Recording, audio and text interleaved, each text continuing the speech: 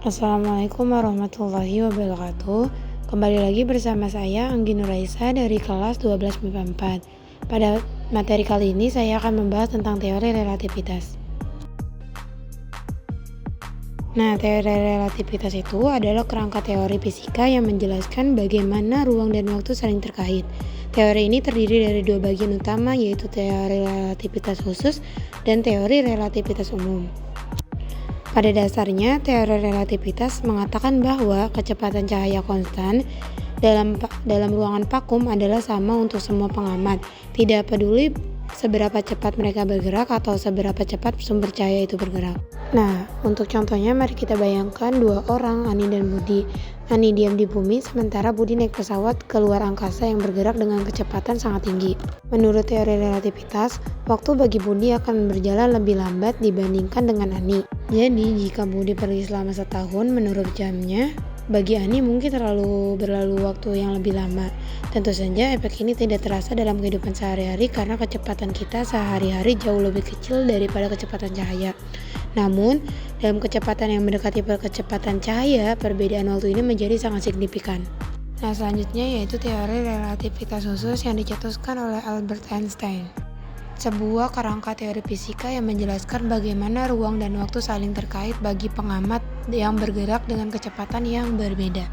Teori ini itu mengubah cara pandang kita yang klasik tentang ruang dan waktu sebagai entitas yang terpisah dan absolut. Teori ini sangat penting dalam fisika yang mengubah cara kita memahami ruang dan waktu. Teori ini juga memiliki implikasi yang sangat luas dalam berbagai bidang dan merupakan salah satu pilar penting dalam fisika modern.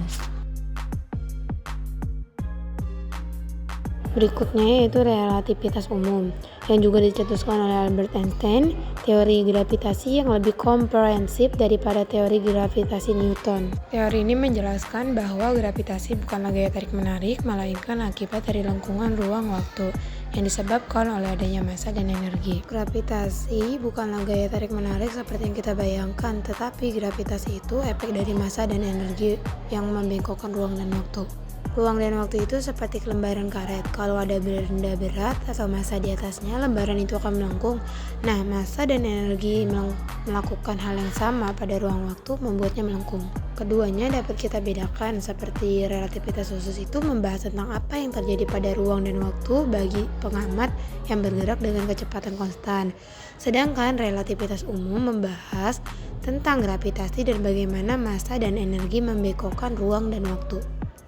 Selanjutnya yaitu massa relativistik. Dalam fisika klasik, massa benda dianggap konstan, tidak peduli seberapa cepat benda itu bergerak. Namun, dalam teori relativitas khusus, massa benda meningkat seiring dengan bertambahnya kecepatan. Momentum relativistik dalam fisika klasik didefinisikan sebagai hasil kali massa dan kecepatan benda.